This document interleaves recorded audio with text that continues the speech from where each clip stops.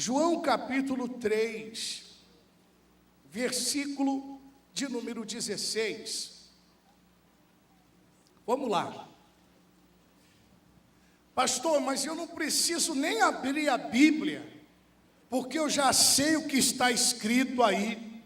Mas eu não estou perguntando se você sabe ou não sabe, eu pedi para você abrir. Porque pode ser que você saiba o que está escrito, a letra, mas a essência, ela é muito mais importante do que a letra, porque a própria palavra de Deus diz que a letra mata, mas o Espírito, ele vivifica, ele dá vida. Então o Espírito que está por trás da revelação é o que vai nos edificar, é que vai nos vivificar, é que nos vai abençoar. Diga assim seja. Amém, meus irmãos? Está escrito assim: porque Deus amou o mundo de tal maneira que deu o seu Filho unigênito, para que todo aquele que nele crê não pereça, mas tenha a vida eterna. Bom, eu quero dividir esse versículo, nós vamos estudar em parte. A Bíblia diz, porque Deus amou o mundo.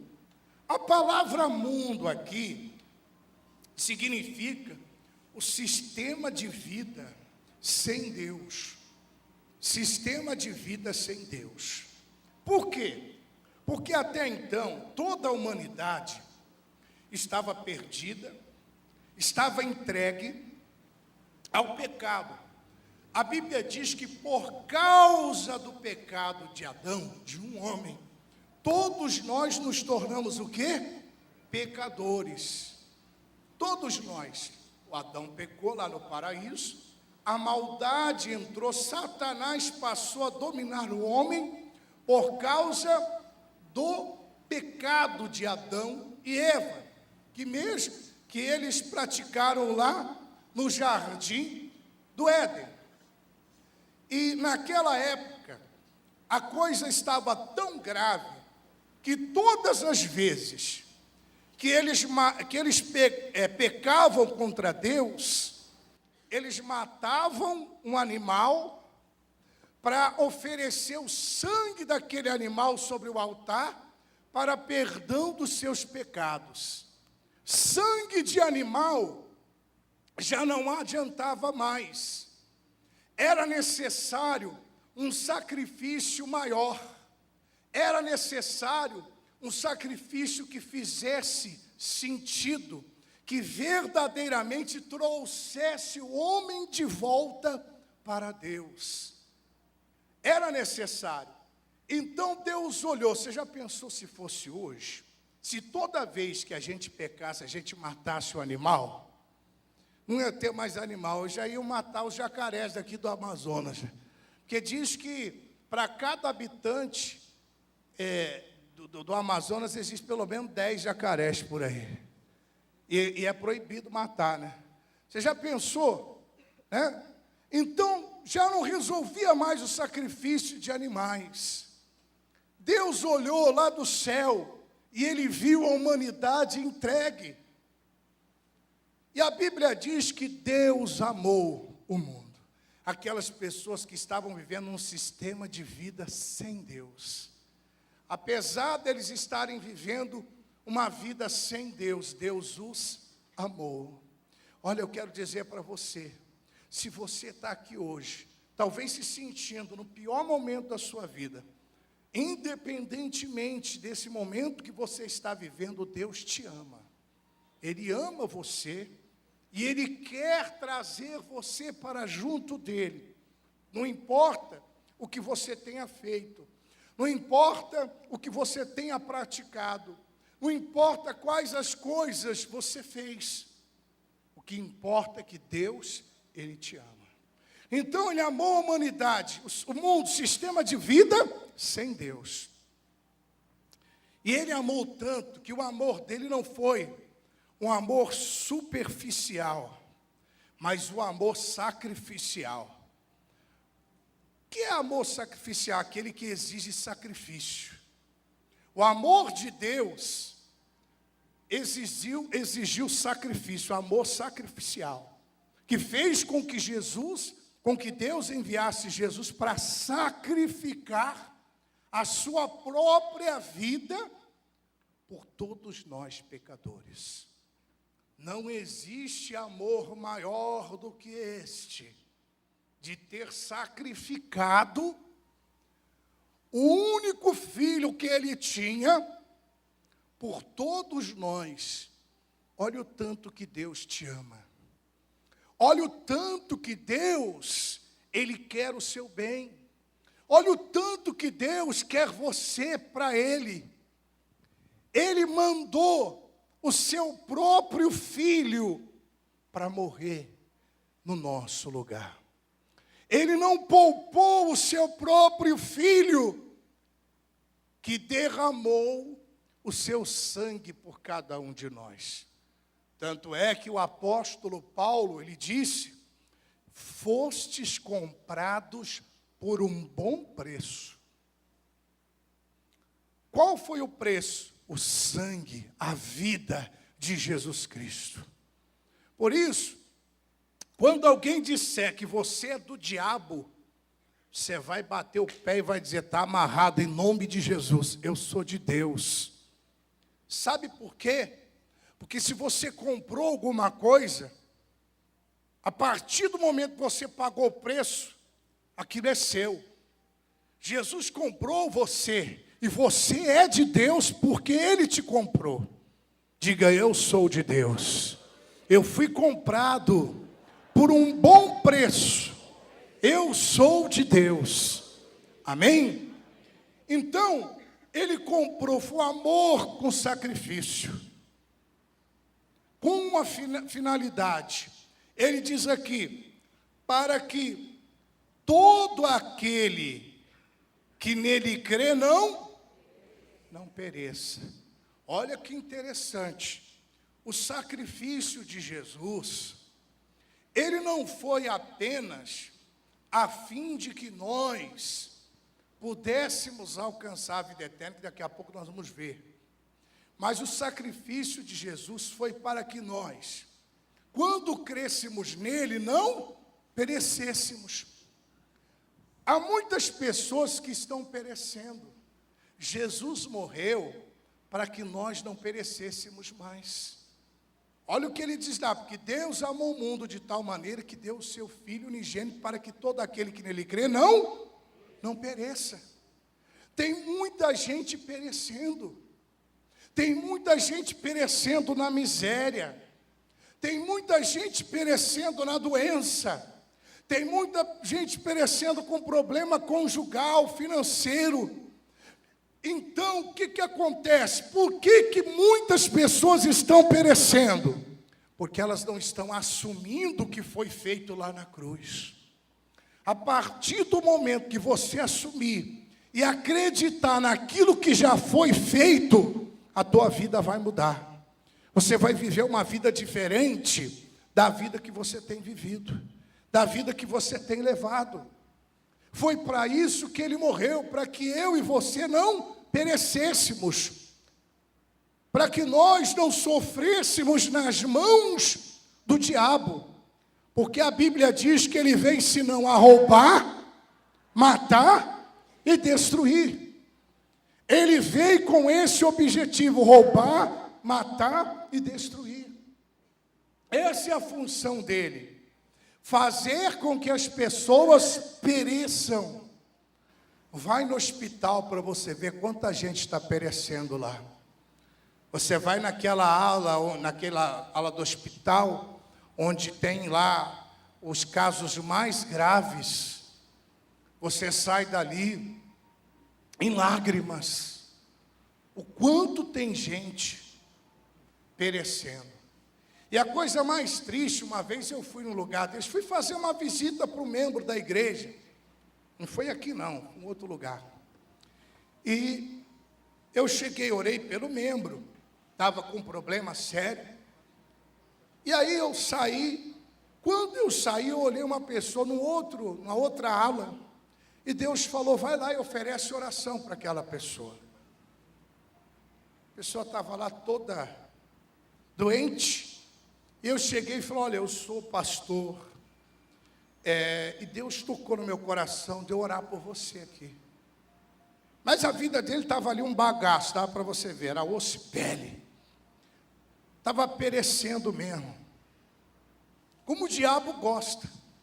Porque quando a pessoa está assim, o diabo gosta. Sabia? Olha, quando a pessoa está bem, Deus gosta. Tá certo?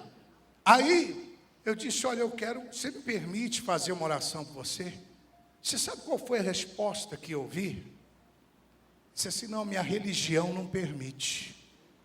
Isso aqui é uma provação que Deus está colocando na minha vida, e a minha religião não aceita que ninguém ore. Falei, tudo bem, meu amigo, mas mesmo assim que Deus te abençoe. Veja como que as pessoas estão perecendo por não assumir o que foi feito na cruz, por não assumir o que foi realizado lá no Calvário. Irmão, porque está escrito para que todo aquele que nele crê não pereça. Tem gente que crê em Jesus para prosperar, então não vai perecer financeiramente. Tem gente que crê em Jesus para ter saúde, então não vai perecer com doença. Mas tem gente que não crê em Jesus para a salvação do casamento dele, então o casamento está perecendo. Aquela área que você não crê é onde você está perecendo. Ah, mas eu creio. Não, crer é você lutar contra as evidências.